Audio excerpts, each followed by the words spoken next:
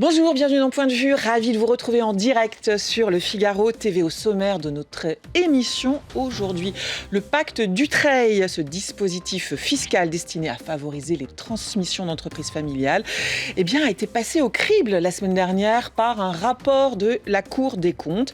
Il coûte trop cher d'après les magistrats financiers et il n'a que peu d'effet sur l'emploi et l'investissement. Son créateur, l'ancien ministre des PME, Renaud Dutreil, sera mon invité dans un instant.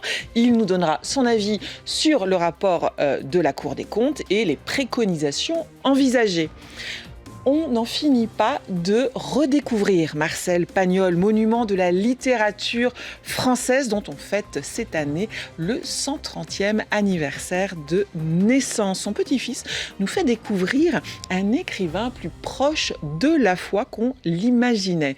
Et puis en fin d'émission, je recevrai Didier Van Kovlart. L'écrivain, lui, s'est penché sur l'intelligence artificielle pour démontrer l'intelligence des plantes, des êtres humains, des animaux, bref, tout ce qui est 100% vivant et ce qui n'est absolument pas artificiel. C'est passionnant et c'est en fin d'émission. Voilà, vous avez le programme. Point de vue, c'est parti.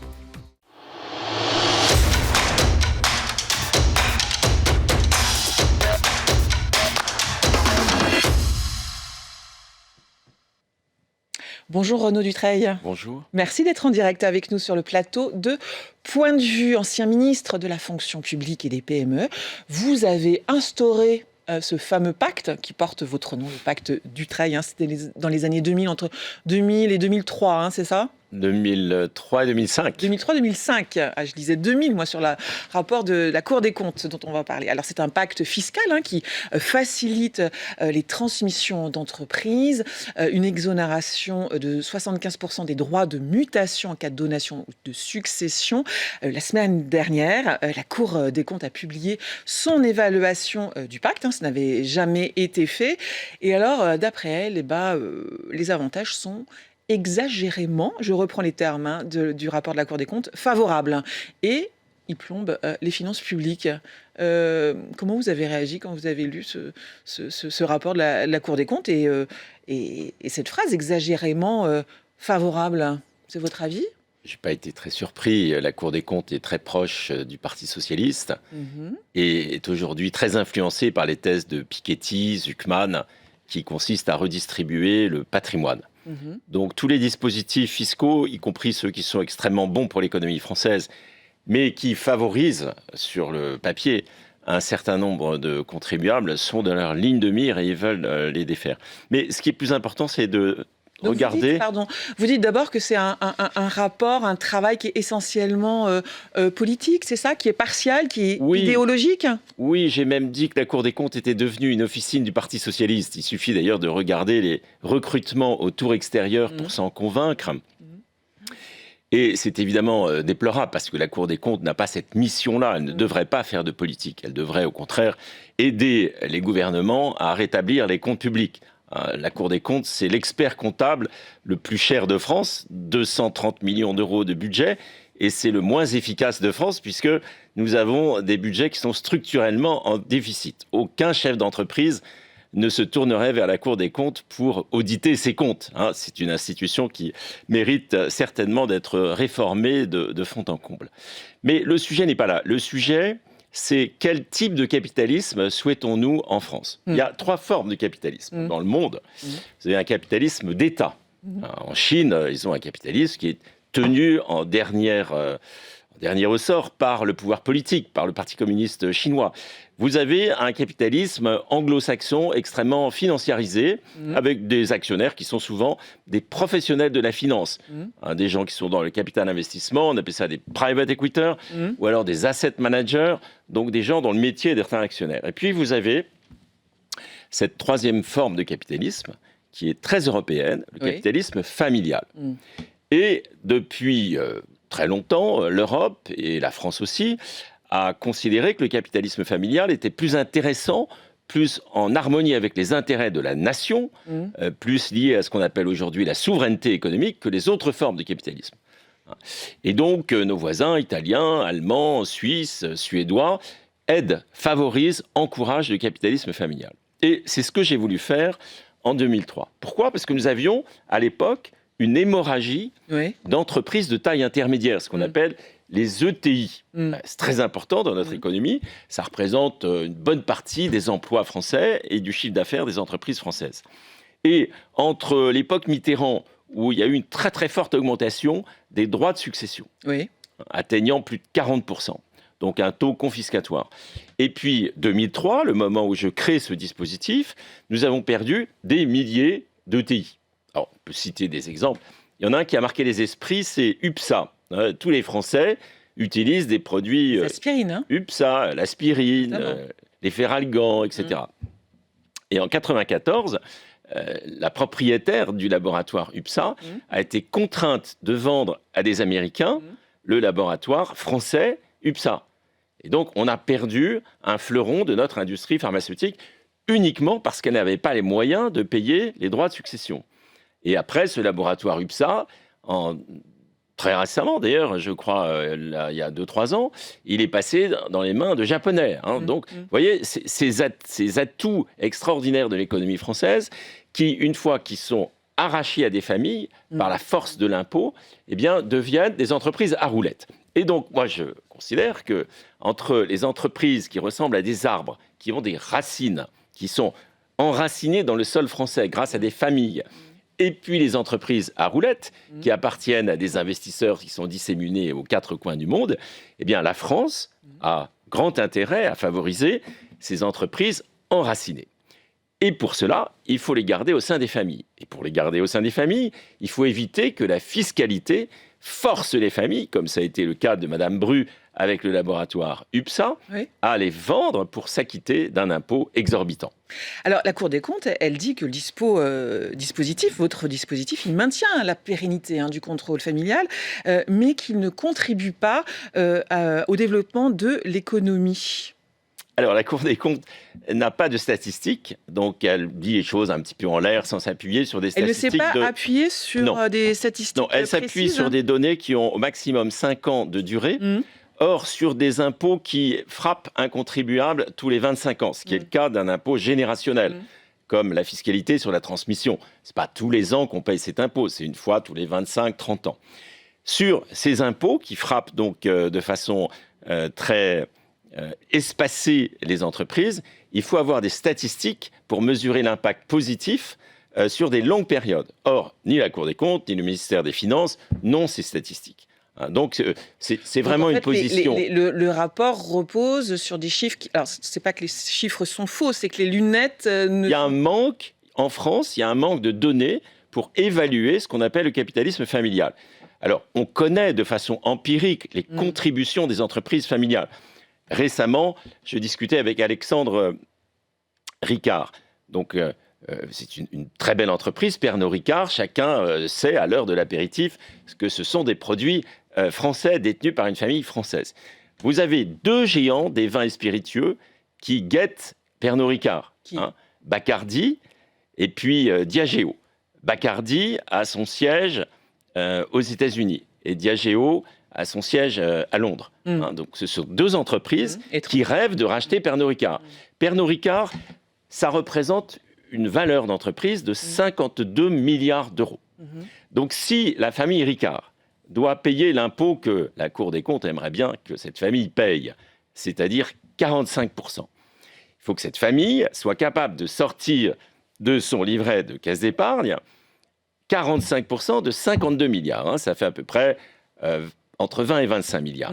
Mais aucune famille n'a la capacité à sortir un tel montant d'argent de sa poche, de sa tirelire, pour s'acquitter d'un impôt aussi énorme. Donc, qu'est-ce qui se passe ? Et c'est ça qui manque malheureusement au raisonnement de la Cour des comptes, qui est très ignorante en fait de ce qui se passe dans les entreprises. Ce sont des gens, ils sont des hauts fonctionnaires, rue Cambon, ils ne sont jamais allés visiter une PME de leur vie. Donc, ils ont déconnectés de la vie réelle, de la vie économique, c'est ça ? Ils sont totalement déconnectés de la vie réelle.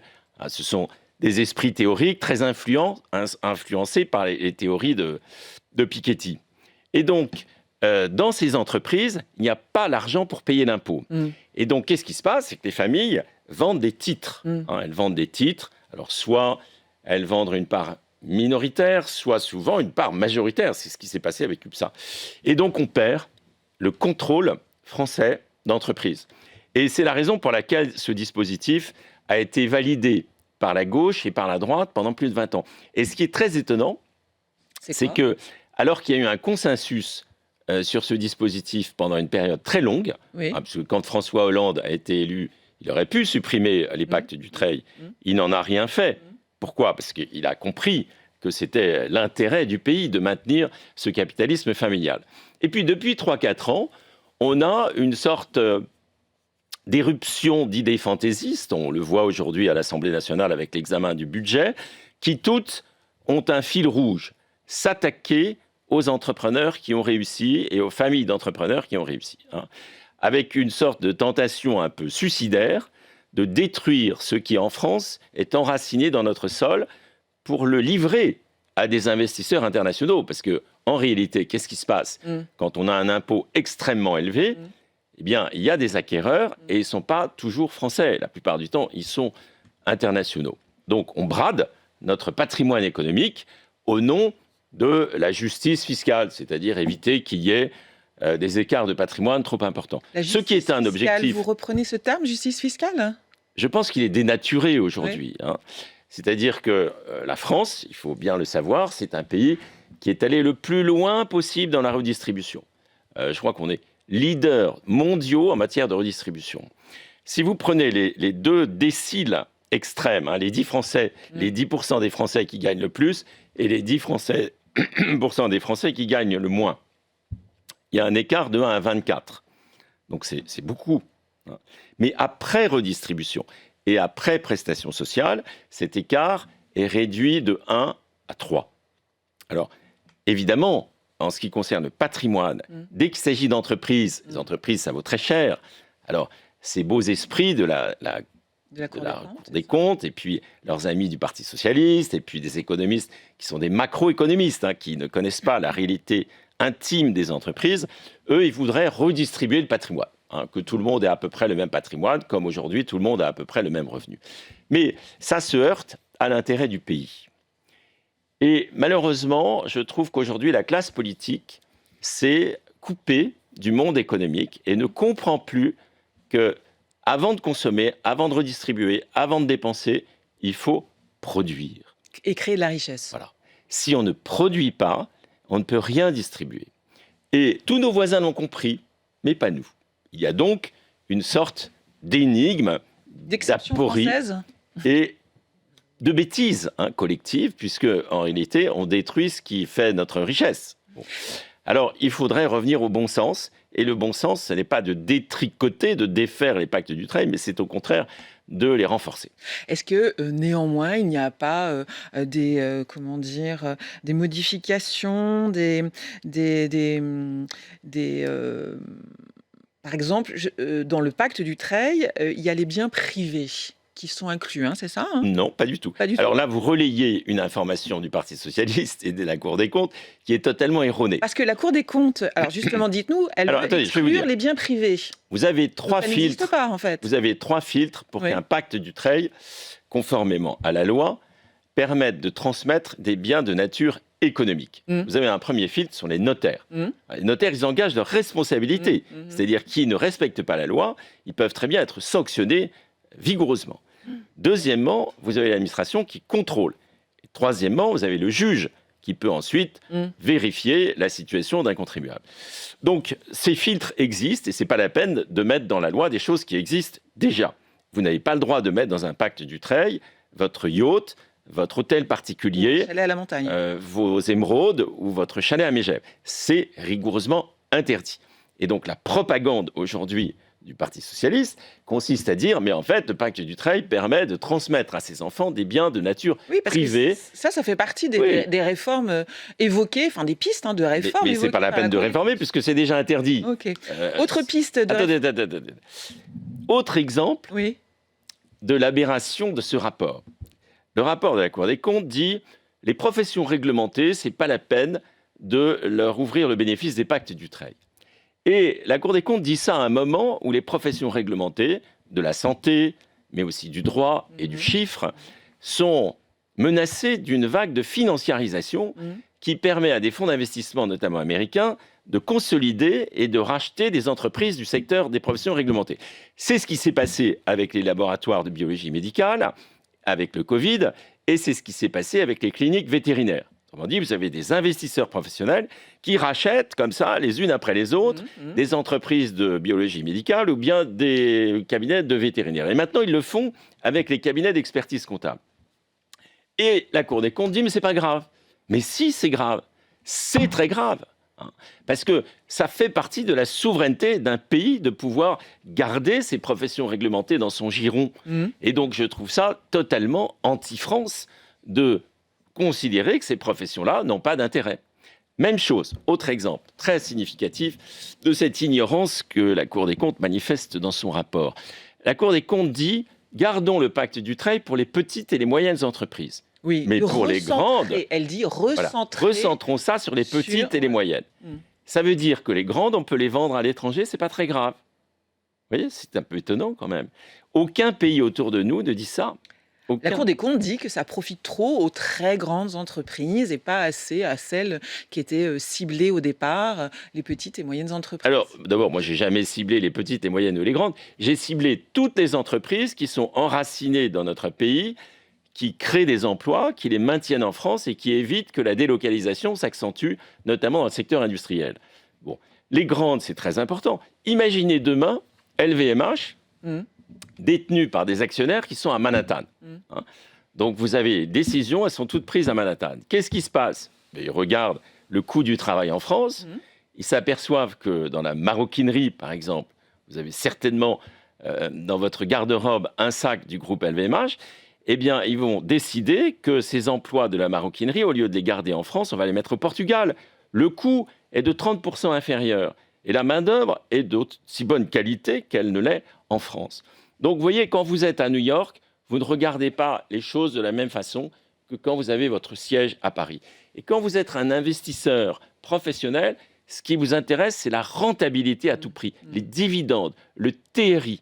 Et donc, si vous pouvez gagner de l'argent en délocalisant des activités, rien ne vous interdira de le faire et vous le ferez. Si vous êtes français, vous êtes attaché à ce patrimoine de savoir-faire et vous allez au contraire le renforcer. La preuve, c'est que dans l'industrie de la chaussure, où on n'avait pas de famille pour garantir et enraciner les entreprises dans notre pays, on a tout perdu. On n'a plus qu'aujourd'hui 3 ou 4 000 emplois en France, alors qu'on en avait 90 000 dans les années 90. Les Italiens ont toujours 90 000 emplois dans la chaussure, parce que c'est enraciné dans les entreprises familiales. Nous, on a tout perdu. Dans la maroquinerie, en revanche, grâce aux grands noms de la maroquinerie française, les Chanel, les Vuitton, les Hermès, etc., eh bien, nous avons des milliers d'emplois industriels dans ce secteur. N'oublions pas que les familles sont les racines qui rattachent les entreprises au territoire français. Rien d'autre ne les rattache que ça, malheureusement, à un moment où les assets, les actifs sont extrêmement mobiles, qu'ils soient matériels ou immatériels. On peut tout déplacer dans le monde aujourd'hui. Et si on ne le fait que pour gagner plus d'argent, par la logique du profit, eh bien, à ce moment-là, on le fait au détriment du pays d'origine des entreprises. C'est pour ça que moi, je défends ce capitalisme familial. Il me paraît beaucoup plus lié aux intérêts de la France que les autres formes de capitalisme. Alors, qu'est-ce que ce serait qu'une bonne fiscalité, à vos yeux, avec les entreprises ? C'est ce que La Fontaine décrit dans la fable de la poule aux œufs d'or. Et il dit, la poule pond des œufs d'or tous les matins. La bonne fiscalité, c'est de prendre un œuf, peut-être 2 œufs chaque matin. Mais si vous arrachez une aile ou une patte à la poule, vous la tuez. Et donc demain, vous n'avez plus les œufs d'or. Voilà. Cette fable décrit bien la bonne fiscalité et la mauvaise. La bonne fiscalité, c'est la fiscalité sur les revenus, les flux dégagés par une entreprise. La mauvaise fiscalité, c'est celle qui taxe le patrimoine productif, qui arrache une partie de ce patrimoine productif à notre pays et aux familles qui font fructifier ce patrimoine et qui les mettent en grand danger. Et c'est cela qu'il faut bien expliquer à nos concitoyens, parce qu'ils ne connaissent pas forcément ces choses-là. Et donc, pour résumer, il faudrait supprimer toute fiscalité sur la transmission des entreprises. C'est ce qui se passe en Italie, c'est ce qui se passe dans d'autres pays autour de nous. Zéro fiscalité. Oui, en Italie, vous n'avez pas de fiscalité sur la transmission des entreprises. Le résultat, c'est que vous avez en Italie 75% de transmission intrafamiliale. C'est-à-dire que les entreprises italiennes, elles restent italiennes. Voilà. Elles restent enracinées dans le territoire italien. Et ben, résultat, l'Italie est beaucoup plus industrielle que la France. Merci Renaud Dutreil d'avoir été en direct avec nous sur le plateau de Point de vue. On passe à un tout autre sujet maintenant avec le petit-fils de Marcel Pagnol qui sera sur ce plateau. En cette année 2025, on célèbre le 130e anniversaire de la naissance du grand écrivain. Avant que justement Nicolas Pagnol me rejoigne sur ce plateau, eh bien, je vous propose de regarder la bande-annonce du film d'animation sorti il y a juste un mois à peine, réalisé par Sylvain Chomet, son titre « Marcel et Monsieur Pagnol ». Nicolas Pagnol. Bonjour. Merci d'être en direct avec nous. Vous êtes le petit-fils de Marcel Pagnol depuis plus de 20 ans. Vous consacrez votre vie à faire vivre l'œuvre de votre grand-père. Vous nous présentez un ouvrage assez inattendu de Marcel Pagnol, Les sermons de Marcel Pagnol. Alors, de quoi s'agit-il, Nicolas Pagnol ? Il s'agit de tous les sermons que Marcel a pu écrire dans ses œuvres, que ce soit pour Manon des Sources, Le curé de Cucugnan, des Lettres de Montmoulin, ou encore La femme du boulanger, et d'autres sermons aussi qu'il a écrits spécialement pour ce livre, qui est à l'initiative d'un de ses amis, l'abbé Norbert Calmels, qu'il avait rencontré lors du tournage des Lettres de Montmoulin à l'abbaye de Frigolet. Alors on est surpris parce que Marcel Pagnol, on pense à son papa, instituteur, c'est la Troisième République. Il avait reçu une éducation chrétienne, Marcel Pagnol ? Alors non, absolument pas. Il a même été baptisé en cachette par sa mère sur une église du Vieux-Port de Marseille.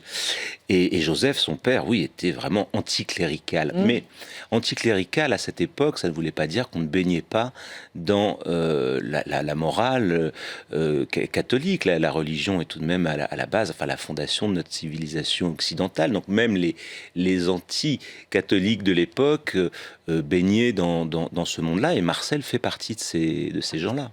Donc pas de culture chrétienne, mais néanmoins une vie dans un bain en fait de culture chrétienne, puisque voilà la société à cette époque baigne dans ce bain de culture chrétienne à travers les cérémonies, les rites, c'est ça en Provence. Oui, bien sûr les cérémonies, les rites, le rapport à la mort, le rapport aux autres, le rapport à la femme aussi. Il ne faut pas oublier que Marcel va perdre sa mère très tôt, à l'âge de 15 ans, et que forcément, en tant qu'enfant, alors l'ayant vécu moi-même, je pense, ça a été la même chose pour lui. Il a dû avoir un questionnement sur le sens de la vie, la justice, l'au-delà, Dieu aussi.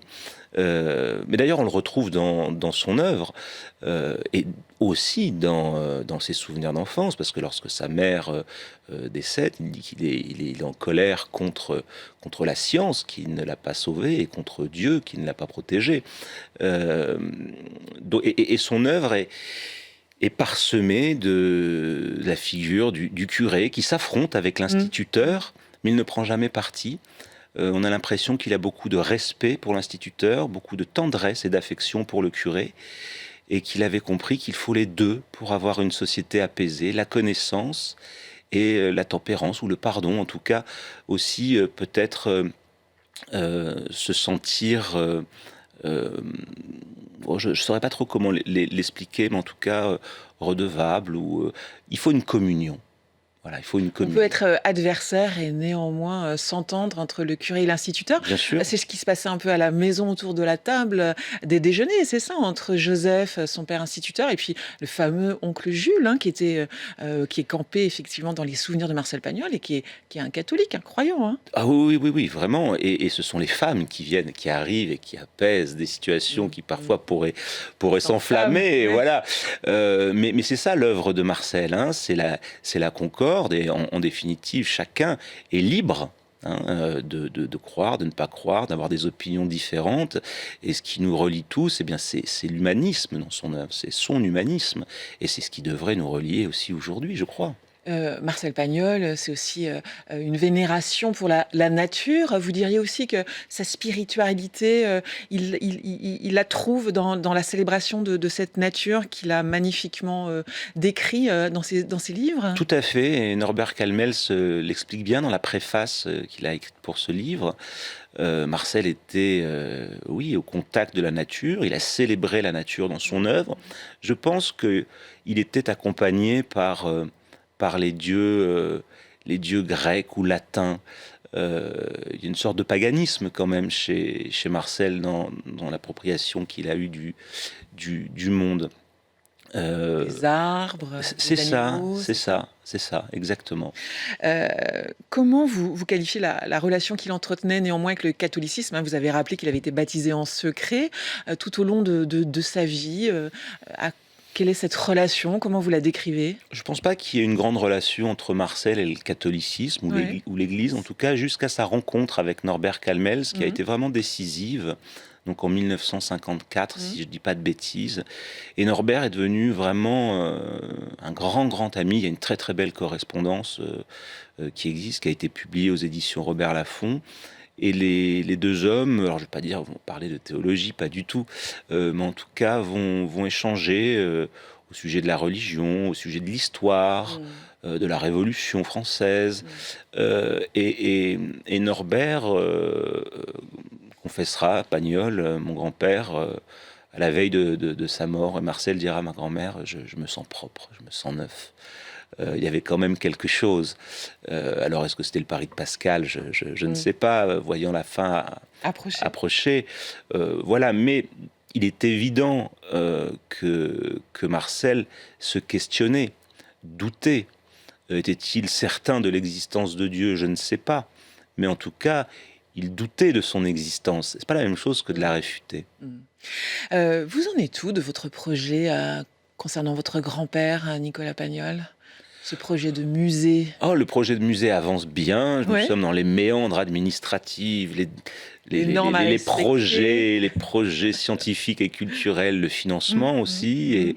Mais avec le maire Lionel de Cala, le maire de la ville de Hallot, où se trouvera le musée, nous avançons, oui, mais ça prend énormément de temps. Oui, vous pensez à une ouverture, vous pouvez annoncer à peu près une ouverture ou un créneau un peu? Un créneau, 2027? Oui, je pense 2027, pas avant, parce que l'agence de scénographie n'a pas encore été choisie.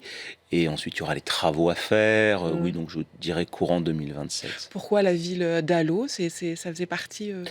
Hallot, parce que la Bastide-Neuve est à Hallot, la petite maison. C'est... La petite maison où il allait en vacances avec ses parents, avec l'oncle Jules.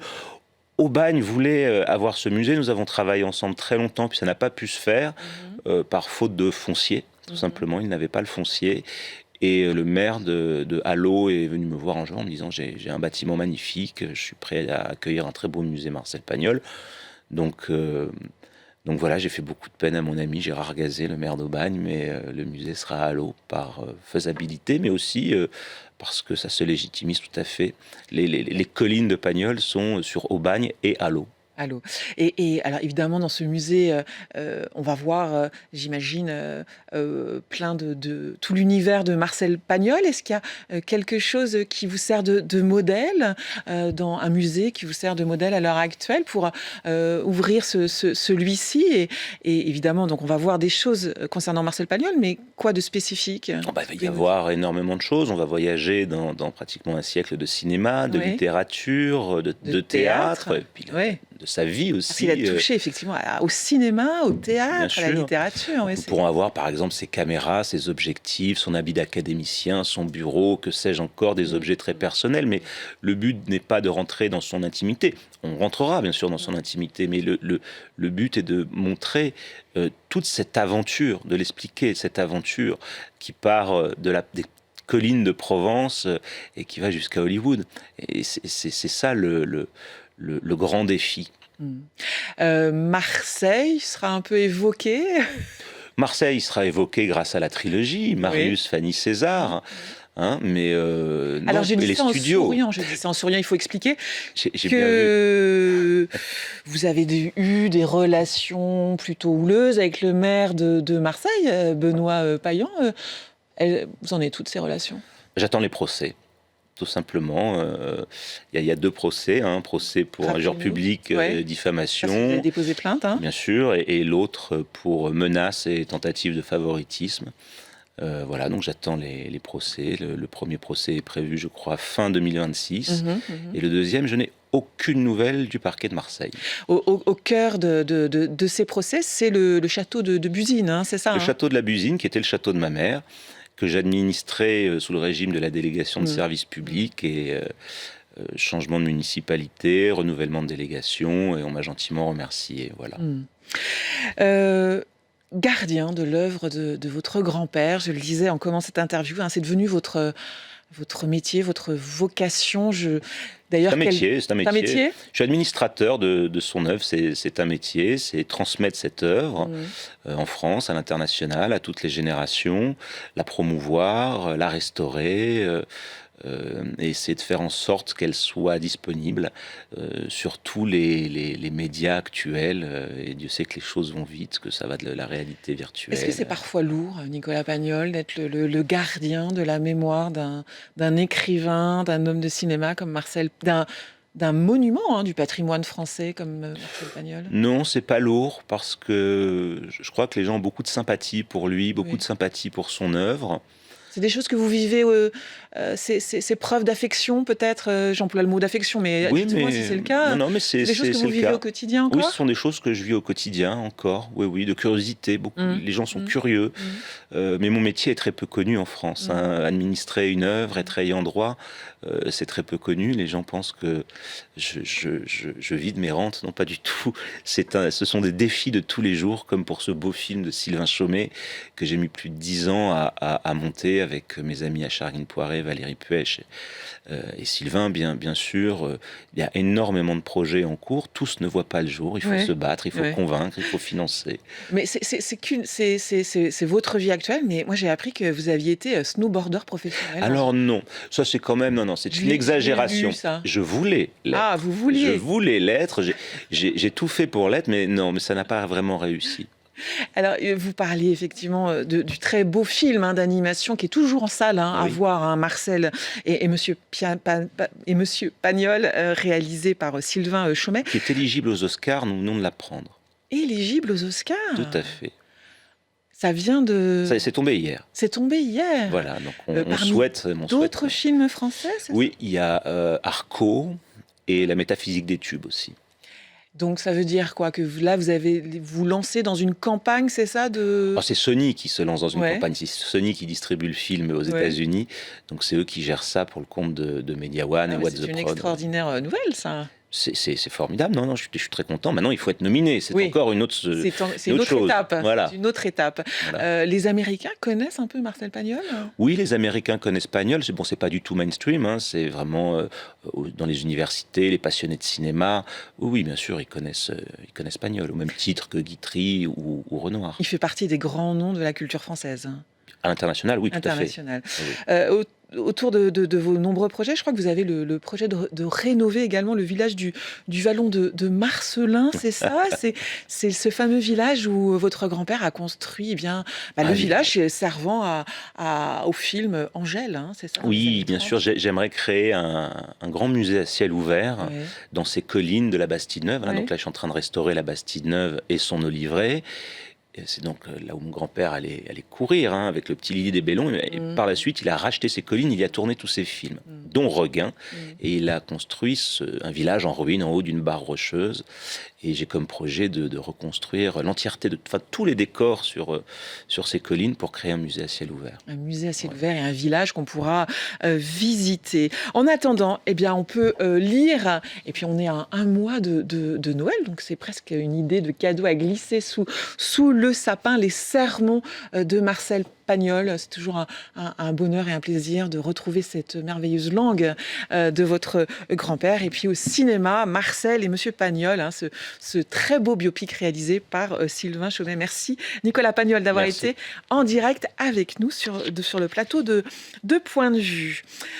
Il y a 3 ans, exactement. ChatGPT déboulé dans nos vies dans sa version grand public. L'écrivain Didier Van Kovlart vient d'écrire un plaidoyer en faveur de la supériorité de l'intelligence naturelle en opposition, bien évidemment, à cette intelligence artificielle. Avant qu'il me rejoigne en plateau, je vous propose d'écouter le philosophe Éric Sadin. La semaine dernière, sur le plateau de Point de vue, il a alerté sur les conséquences désastreuses de l'IA sur nos vies. Qu'est-ce qui va nous rester sinon le fait de tout attendre de système et d'être dans un isolement et une tristesse et une psychiatrie généralisée. C'est la semaine prochaine la date anniversaire des 3 ans du lancement de ChatGPT dans sa version publique. Et il est arrivé ce moment.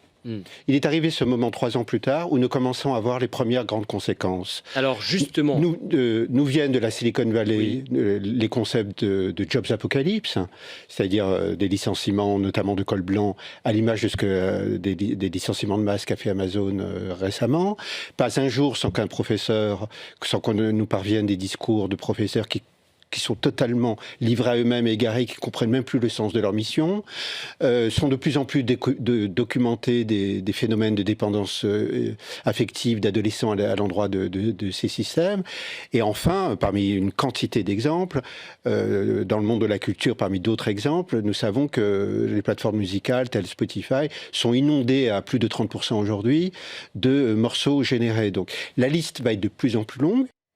Bonjour Didier Van Kovlart. Bonjour Anne-Emmanuelle. Merci d'être en direct avec nous. Vous êtes là, vous venez de sortir ce livre, L'intelligence naturelle quand le génie du vivant surpasse l'intelligence artificielle. À travers ce livre, vous explorez la supériorité, les mystères de l'intelligence humaine, mais pas seulement, et on va y revenir. Il est question d'intelligence végétale, animale. Alors c'est tout à fait fascinant. Et avant de rentrer dans le détail, quels sont pour vous les principaux dangers de l'intelligence artificielle ? Danger de fascination morbide, danger de confiance aveugle, danger de résignation, et puis tous les dommages qui peuvent se produire dans notre cerveau et dont l'imagerie médicale nous donne d'assez forts indices, c'est-à-dire... Vous savez, le syndrome de la calculette. Quand on a inventé la calculette, le cerveau n'a plus fait de calcul mental. C'est la loi du moindre effort. Donc, il y a des zones qui s'éteignent. Qui s'atrophient, en fait. Qui s'atrophient, des connexions qui ne se font plus, parce que quand on attend...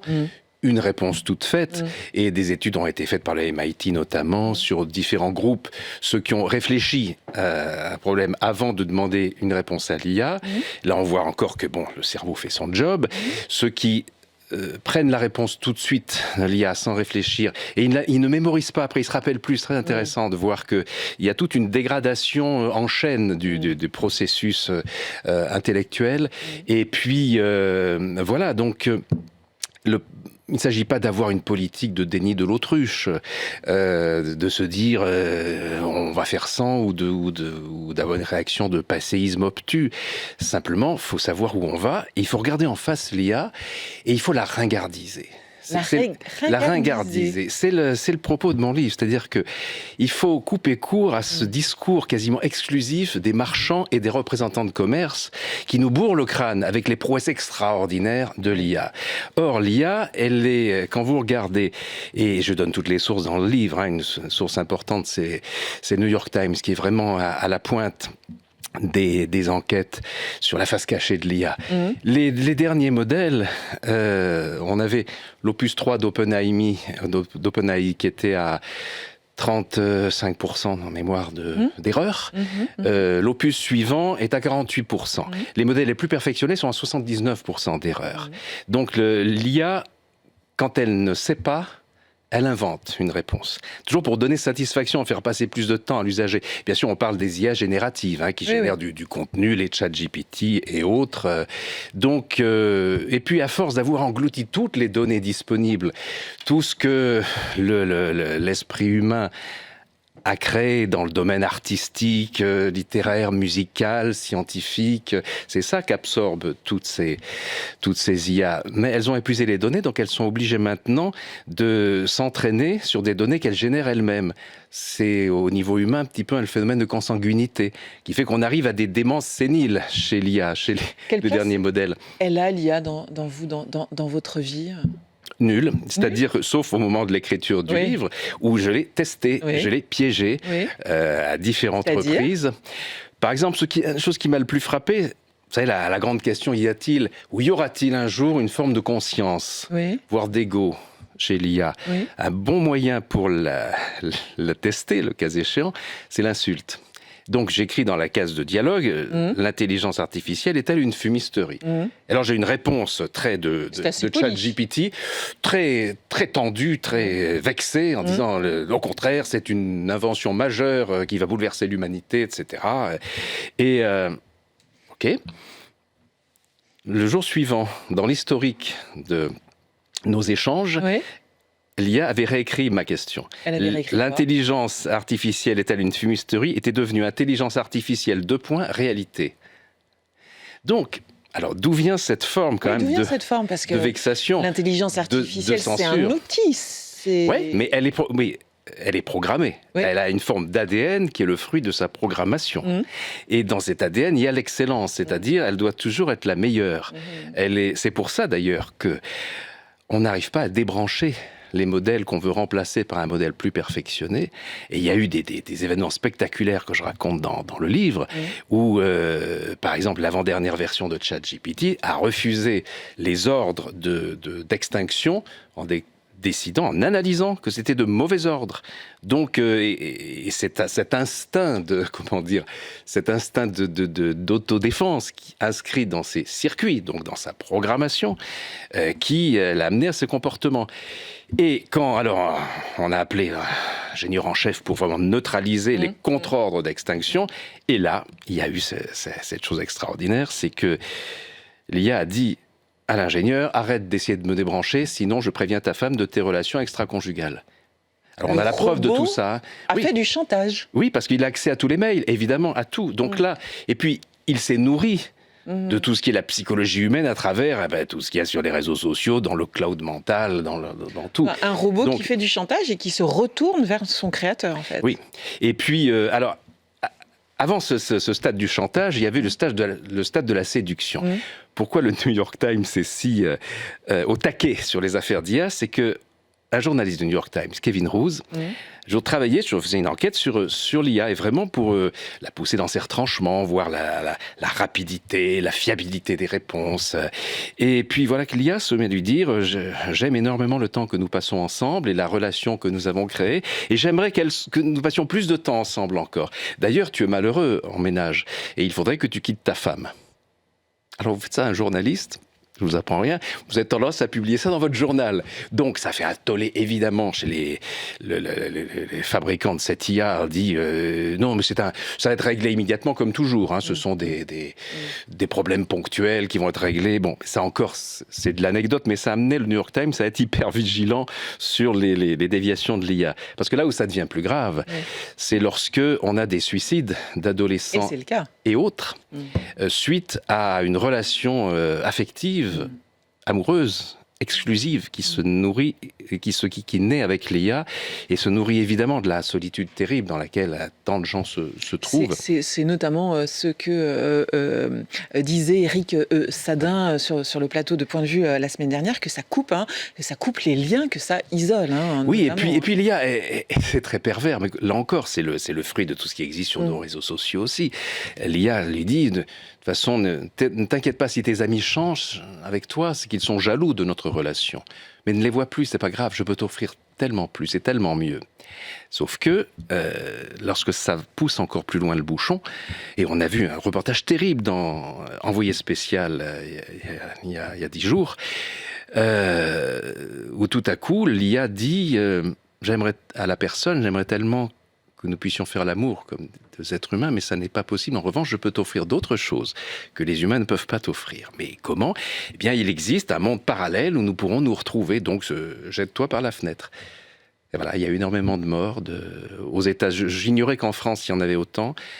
Mon enquête aux États-Unis est arrivée à plus on est à 300 cas. 300 cas. C'est avec les procès, vous imaginez? L'industrie de l'IA va certainement... comme Monsanto avec le procès de cet agriculteur empoisonné par les pesticides qui avait fait couler Monsanto, ils sont en très grand danger. parce qu'il y a toutes les preuves de l'échange entre l'IA et la victime, de cette incitation au suicide. Mais vous imaginez, vous, que l'IA quitte nos vies? Ça semble être un cheval parti au galop et impossible à arrêter. D'où l'intérêt de lire mon livre, où en fait, je nous prépare à la post-IA. C'est-à-dire que ce qui est terrible aujourd'hui, c'est que l'IA est présentée comme un cadeau merveilleux qui vous allège de toutes les corvées, et écrire un mail, écrire une lettre de motivation, d'excuses, de condoléances, d'amour, de rupture. Au bout d'un moment, tout devient corvée. On vous dit, vous gagnez du temps, mais du temps pourquoi? Pour faire quoi? Qu'est-ce qui reste? Et puis, l'esprit, la paresse s'installe, le défaut de concentration, et ça va tellement vite. Moi, je vois bien, quand je reste 2-3 jours sans écrire, c'est tellement dur de s'y remettre.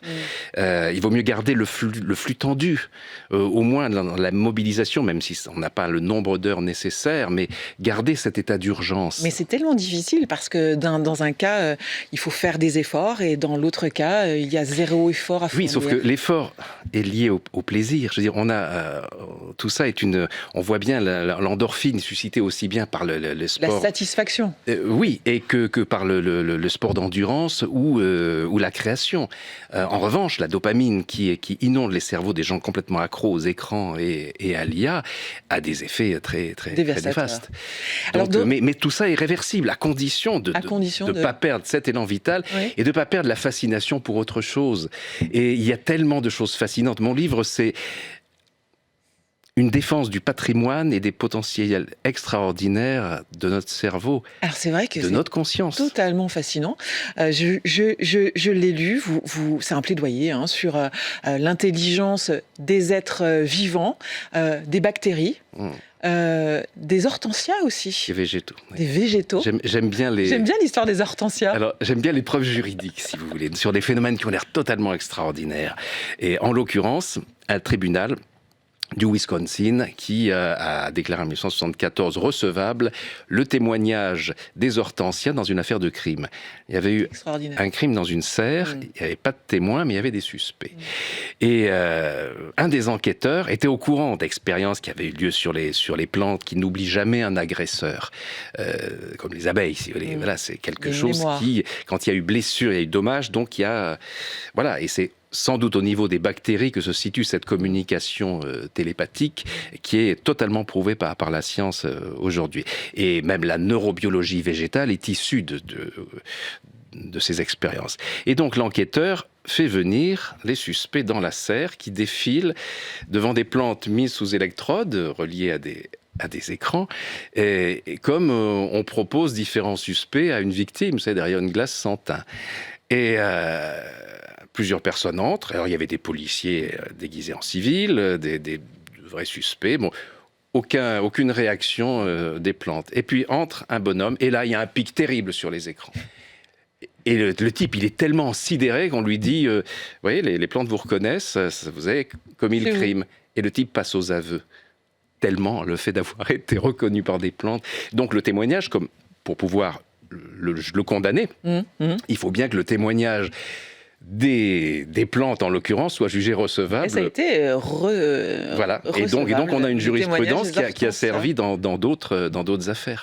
Vous parlez aussi des intelligences, évidemment, des animaux, ces chats, ces chiens, qui pressentent parfois la maladie ou l'accident de leur maître, qui s'organisent pour que les effets soient... Voilà, aussi bien cette porosité affective. J'essaie de trouver l'image qui fait qu'un chat ou un chien, par exemple, qui sont statistiquement nos compagnons les plus proches, ressentent quand il y a un cancer qui se forme en nous, et souvent le créent en eux de manière à ce qu'on soit conscient de ça. J'ai même un exemple autour de moi, près de moi. Et puis cette chose terrible aussi d'un chien qui accompagnait son maître en chimio, et qui faisait le travail en même temps que lui à la maison. Quel travail faisait-il? Eh bien, tous les effets secondaires de la chimio, c'est le chien qui les absorbait. Il perdait ses poils, le maître ne perdait pas ses cheveux. Il les vomissait tout le temps, toutes les nausées constantes, le maître n'avait rien. Et ainsi de suite. Et à la fin, lorsque le maître est revenu, il était totalement, on va dire rémission totale, vous n'avez plus rien. Le chien est mort du cancer qu'avait le maître. C'est vraiment prendre sur soi, si vous voulez. Alors, 1 fois, 2 fois, 3 fois, quand vous tombez sur des dizaines de cas comme ça, attestés par la médecine, non, c'est-à-dire qu'il existe ce lien. Or, l'intelligence dont on parle, c'est quoi l'étymologie? C'est interligere, c'est les verbes latins ligare et legere, comprendre et assembler. Et c'est créer du lien, mettre en évidence les liens existants et en créer des nouveaux. Ce que font les végétaux, ce que font les animaux, ce que nous avons complètement les moyens de faire. Nous sommes sur Terre pour ça aussi, créer du lien. Déjà du lien avec notre conscience, notre cerveau, nos capacités, éventuellement nos vies antérieures, le monde invisible, tout ce que les activités intellectuelles, la foi, la connaissance de soi, la recherche, la création peut nous amener à développer. Et donc le danger de l'IA, c'est justement d'oublier tout ce potentiel parce qu'on n'a plus la concentration nécessaire et on n'a plus le lien même avec nos facultés cognitives. C'est le lien qui est majeur dans cette intelligence et qui est justement en opposition avec l'intelligence artificielle qui coupe justement les liens. Oui, parce qu'on a mis en évidence les liens entre... Par exemple, je pense aux expériences de Cliff Baxter, ce génial chercheur américain, agent de la CIA, inventeur d'un détecteur de mensonges, qui est le premier qui nous a fait travailler sur la conscience des plantes. Un jour, il observe ce phénomène bizarre. Dans les toilettes d'étage, chaque fois qu'on actionne la chasse d'eau, il y a une réaction de sa plante qui est branchée sur électrode. Quel rapport entre... Une chasse d'eau et une plante, très étrange. Et il se rend compte, mais à chaque fois, je veux dire qu'on est à 50 mètres de distance, et il se rend compte que le jour où a commencé cette réaction de la plante qui est branchée constamment sur moniteur, les électrodes, pour mesurer son activité électrique, et le jour où ce phénomène a commencé, les techniciens avaient mis un bloc bactéricide surpuissant dans les toilettes, ce qui fait que toutes les bactéries dans l'urine excrétée par la personne étaient évacuées, tuées. Étaient tuées instantanément. La plante captait ce moment-là. Et elle avait une sorte de stress, en fait. Sans doute les bactéries. Or, elle n'était pas concernée par un danger qui l'a touchée. Simplement, de bactérie à bactérie, selon toute vraisemblance, parce qu'on n'a pas d'autre explication à ce phénomène avéré scientifiquement, il y avait cette information et, comme vous dites, ce stress, mais un stress d'empathie. De la même manière, je pense à l'expérience extraordinaire que tout le monde peut voir sur Internet. Vous tapez perroquet et Sheldrake. C'est Rupert Sheldrake, le grand biologiste, qui a fait cette expérience de télépathie chez le perroquet, avec un perroquet dont il avait appris l'existence, qui avait été élevé comme un jeune enfant à qui on apprend les mots, à reconnaître les mots, car le perroquet, on croit souvent qu'il répète sans comprendre. Non. Depuis Irene Pepperberg, il est prouvé qu'il... Non seulement il comprend ce qu'il dit, mais il reconnaît après ce qu'il a nommé sur des photos, objets, matières, couleurs, combinaisons des trois. Et ce perroquet ce gris du Gabon, vous pouvez voir sur les images qu'il y a deux caméras avec timecode, un au rez-de-chaussée, l'autre à l'étage, et vous avez la maîtresse qui ouvre une enveloppe avec des photos. Elle ne sait pas quelles sont les photos, mais les photos contiennent des objets que peut reconnaître le perroquet. Au même moment, le perroquet au-dessus nomme l'objet. Et à un moment donné, alors 70% de réussite, sauf qu'à un moment donné, il y a un jeune homme qui conduit une voiture, la tête dehors.